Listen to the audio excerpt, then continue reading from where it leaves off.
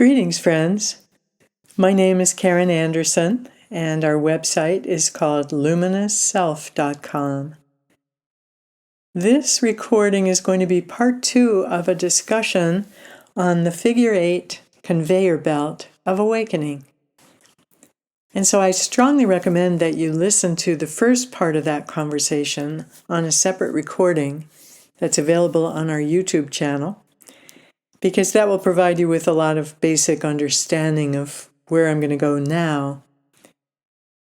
But I think something that I did not emphasize as strongly as I would have wanted to on that first recording is that the most important point about the Figure 8 Conveyor Belt of Awakening that every one of us is on is that the journey up and down, in and out, is completely modulated and orchestrated by the soul that we are. This is so important because if the ego personality grabs the journey, it can go a couple of different ways, probably many, but the two primary ones that come to mind are that the ego mind can grab the process and try to keep us in the up and out part of the conveyor belt of the Figure 8. It can cause us to believe that the higher experiences, the vaster ones, the spiritual ones, so-called, are way more important and valuable than the deeper parts of the process that take us down and in to all the unfinished business that is wanting to be brought into the wholeness of our true being. The reason it's so important to turn our entire journey and even beyond that, our entire lives over to the soul is that the soul is the level of us that knows what we need, what's appropriate, what's going to serve our journey of awakening most fully at any moment along the way. It's the only level of us that knows what is appropriate now and now and now. When we try to control our awakening process from the mind, we just don't get the full value of what the soul has to offer, because the mind, identifying with the ego, thinks that it knows better than anybody else. And we've all heard our minds even believing that we know more about what should be going on than the divine does. And how crazy is that? But that's the level of delusion that the mind is operating under. A second way that we can get waylaid in the journey of the Figure 8 conveyor belt is that we can bottom out when the ego personality or when the ego mind identifies too much with the unfinished emotional and mental material that we call our shadow, or the stuff that's waiting inside of us to be brought into our wholeness, to be loved and accepted and ultimately embraced and invited into the fold of our totality. Not to be excluded, not to be gone past or fixed or gotten rid of in the way that we so often try to do this when we are bottoming out, but in a way of saying, all of this is part of my journey of awakening, or it would not be here. Everything I've gone through in my incarnational existence, not only in this lifetime, but in all the lifetimes, must have been a part of my awakening journey, or it wouldn't have happened. How could it be random in a universe that the divine is continuously orchestrating and unfolding? So I'll have more to say about both of these vectors of how we can kind of go to sleep and stop the natural and inevitable movement of the Figure 8 conveyor belt. It's when we, as ego personalities, interfere with the process that's always unfolding. That's when the conveyor belt slows down or even stops for a while. So let's go into the dynamics of mind and contrast them with how the soul operates. The mind sees in terms of differentiations and oppositions and judges this as better or worse than that. It believes some emotions are positive and other ones are negative. It sees some experiences as better than others. It's constantly evaluating our every moment of existence. This is good. That is bad. Connecting with old pain is not good. The spiritual heights that others seem to be getting to are way more desirable than this stuff I keep looking at and feeling over and over again. That's the voice of the mind. But seen by the soul, everything belongs. Everything is integral to our process of awakening, or it would not be present. It would not have happened. Seen by the soul, nothing is wrong. Nothing is or has been a mistake. Nothing shouldn't be happening. Only the mind does that. The soul sees everything in a much more holistic way because it is one with the holo movement of life. In every moment, that holo movement carries us right into the experiences we are meant to have. It can't be otherwise, because everything that comes to us is a reflection of the vibrational frequency level that we have embodied, that we have come to in our journey of soul evolution so far. The soul knows that every bit of it is crucial to our awakening.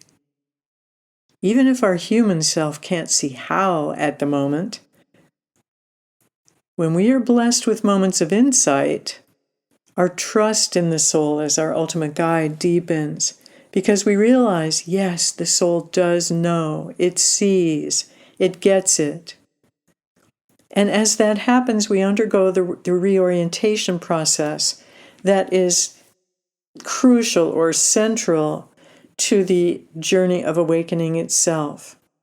Because it's the shift from identifying with the ego mind, with the personality self, into knowing that we are the soul, that we are a spark of the divine, here temporarily in this bodily form in the human experience.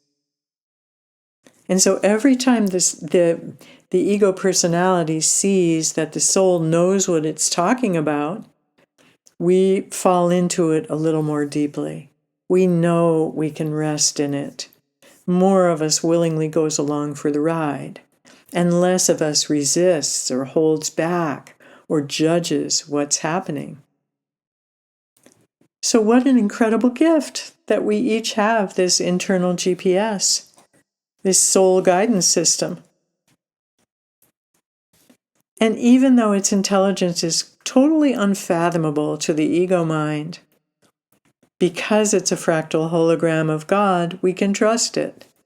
And we come to know this as that shift from identifying as ego mind to identifying with soul takes place, gradually, incrementally, in the little moments of everyday life. Because the soul that we are has access to all the wisdom, all the intelligence, all the infinite everything of the divine, its process of operating is probably nothing like we can even imagine. You know, we use language to say that things like this soul knows when we need to dive deep into the old unfinished business, and it knows when we're ready to soar into the heights of realization on whole new levels. But that's more of a human way of seeing things, isn't it? In truth, it all simply happens. We find ourselves in the car at a stoplight, and suddenly our consciousness is transported into a space of utter love and wonder at the people who are walking by in front of us. Or life is going along beautifully, perfectly well, and we suddenly find ourselves crying all the time. In all of that, the Holo movement is acting through us. We can try to control it, but we all know how that turns out. And only the mind, only the ego personality level of ourselves is even interested in trying to control the process. Because only the mind excludes parts of our experience from the awakening process. That's the beauty of coming to know ourselves to be soul, something that takes place very gradually and over whatever period of time is needed. The soul welcomes everything to the table. Every single thing. Nothing is left out. Nothing is considered unworthy of love and inclusion. Nothing is separated from in any way. Imagine living as that consciousness in each moment, or even in a few moments a day. How would your life be different? You might want to sit with that, or journal about it, and just project yourself into the reality that you're living into with each moment of your awakening journey. That's where it's going for all of us. Every one of us is someplace along that continuum, from one end of total rejection. I'm not going there. No, you can't make me look at that. You can't make me feel those emotions. I'm not going there. I'm saying no. To the other end, where there's just nothing but loving invitation to whatever is present. So every time we can say yes to what is here, yes to what we're experiencing, whether it's in the mind, in the emotions, in the body, we shift our position on that continuum. Sometimes that shift might seem like a small one. Oh, okay, I can see I was a little disappointed that came up again. I thought I was done with that. I've looked at it 1,000,000 times. I've done so many therapy sessions on that. I've done so much inner work over the years. But that's actually a huge moment. Because we really can look at ourselves and see that, yeah, there were some expectations there. There was a hope that the process was, quote, further along. And we, fervently wished that we'd never have to look at that stuff again. Which says, basically, we're still identified with the only level of us that cares, that has any preferences at all. And that's the level of the ego personality. In the soul, it's all good. There's no one left to care what comes up next. When we've released so much of the ego identities that keep us in the human condition, we fall into the soul. And the soul is always resting in God. The soul is always one with that infinite and eternal holo movement. So it knows that whatever is there must need to be there, or it wouldn't be. It's as simple as that. There's not one thought for or against. The soul simply shows up with whatever floats to the surface in the unstoppable flow of the holo movement. And it goes, oh, okay. I guess this is what's next because here it is. And this is really what we're talking about when we use the term surrender. And for the ego personality, surrender is obviously a huge challenge. With all those preferences, it's hard to just be with what is, because there are so many ideas about what should be, what could be, what isn't, and on it goes. The Sin Ming, that great text from long ago Zen tradition, starts with a wonderful phrase. The great way is not difficult, for those who have no preferences. And really, although the Zen patriarch didn't know it, or wouldn't have languaged it this way, he was really talking about soul. The more we identify as soul, the easier life gets, because there are fewer and fewer preferences. And the easier awakening gets for the same reason. We're all coming to know that we only suffer when we resist what's present, when we say no to it. So if we loop back to the figure 8 conveyor belt of awakening, we can see that the mind can slow down or stop the perpetual flow of the process in a number of ways. We may bottom out at the nadir of the figure 8 if the mind gloms onto what's there and believes we are our painful childhood, or our traumas, or our thoughts, or our emotions, or these physical conditions that just don't seem to go away or ever be healed. And especially in the realm of the feelings, the ego personality may be very busy feeling our feelings, but it may not be letting them move through. It may be feeling them and feeling them and feeling them and feeling them some more, but it's kind of stewing in its own juices because there's not that complementary part of the process of letting them go, of turning them over to the divine, of giving them into the soul and saying, I don't know what to do this as this little human self that I think I am, but I know you do. And so when we glom on to the pain, we can become identified with it. And the neural grooves of suffering can become so deep that it's hard to find our way out. We just end up in a repetitive loop. Around and around we go, and we never seem to reach escape velocity. Clearly, in those moments, we need something more. We need a shift into remembering who we really are. We need the upper vector, but we close ourselves off to it when we believe our suffering is who we are.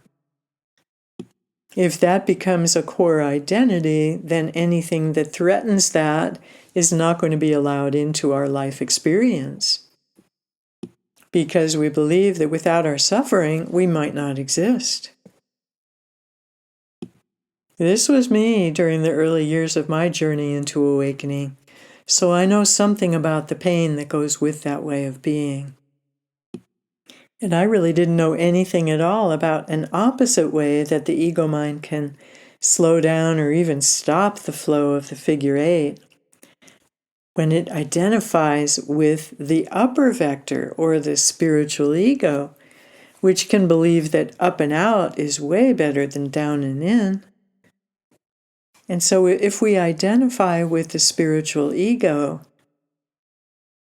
it can keep us constantly seeking the next spiritual high, whether it's through a meditation, a transmission, a special secret process only available to a few, maybe a microdose of something or other, a weekend workshop, a teacher who says we don't really need to do the emotional work or see how believing the mind leads to suffering.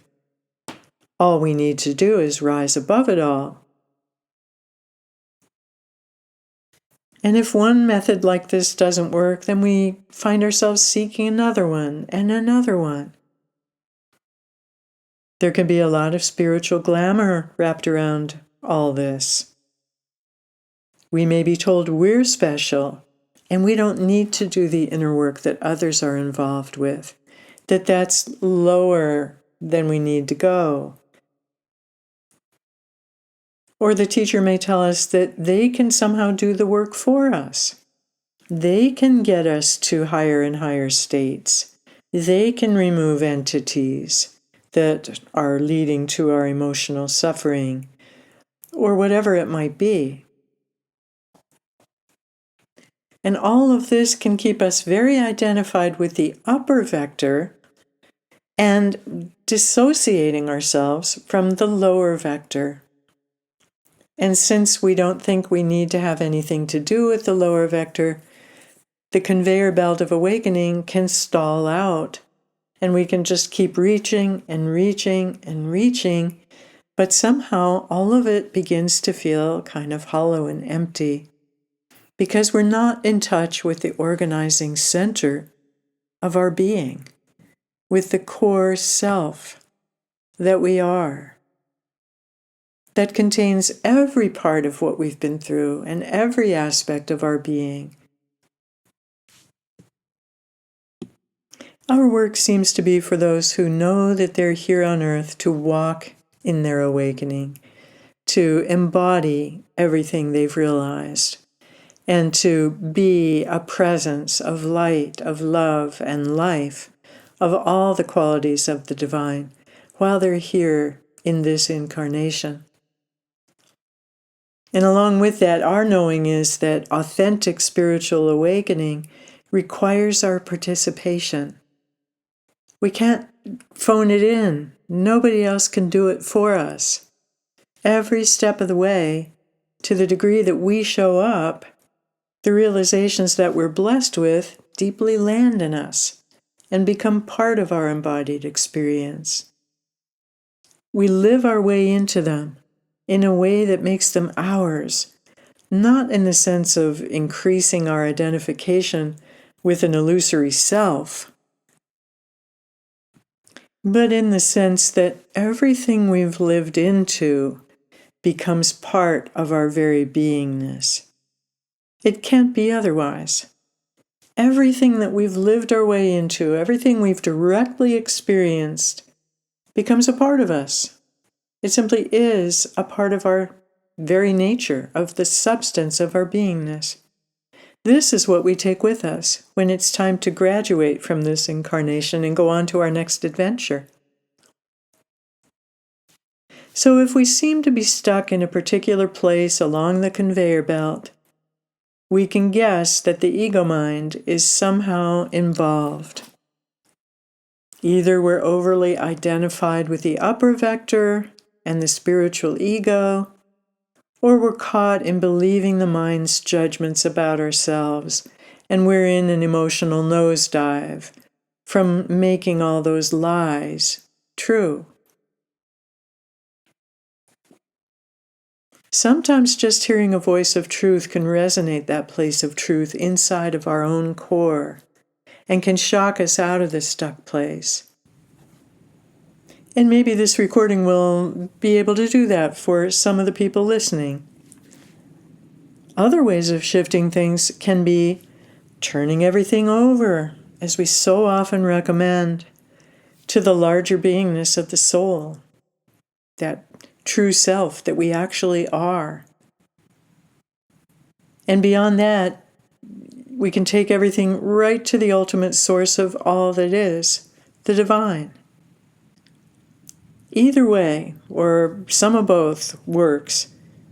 And all of it is about asking for help. There's this wonderful book by Annie Lamott, who is a wonderful writer about spiritual things, and it's called Help, Thanks, Wow. And in that book she says these are really her only 3 prayers. So if we can ask for help, the divine responds. As the Bible says, ask and the door shall be opened. Seek and ye shall find. And so if you've given it everything you can currently bring to it, if you've turned it all over again and again, and you still feel stuck, we're here.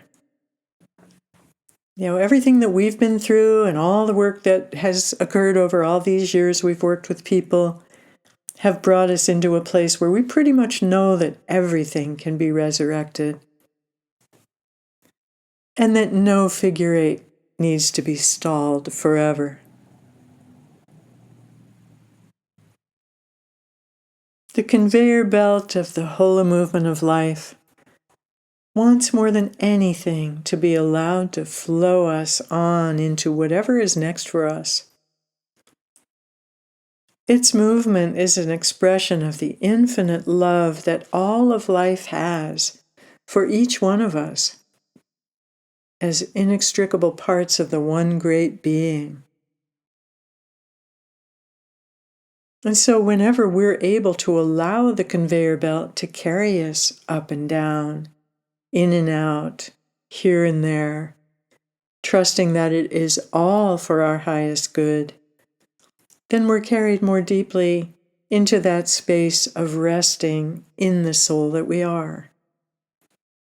And that is the ultimate purpose of everything that we go through, and all the ups and downs of the process of awakening.